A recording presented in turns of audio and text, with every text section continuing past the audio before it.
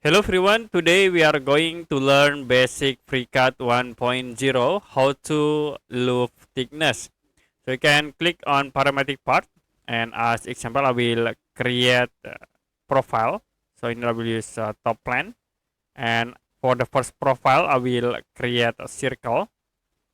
The next create a dentum plane, and I will change for the height in Z direction.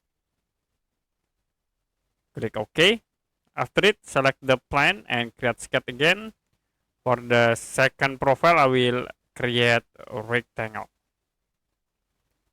Click close. Now I will hide for dentum plane.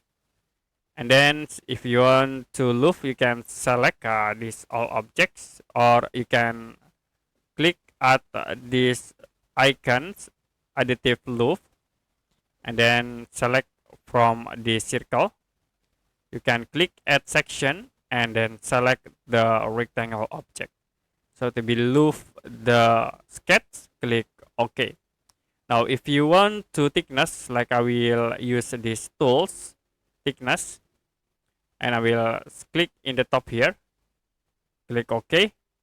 It will be automatically filed to make a thickness in this solid object.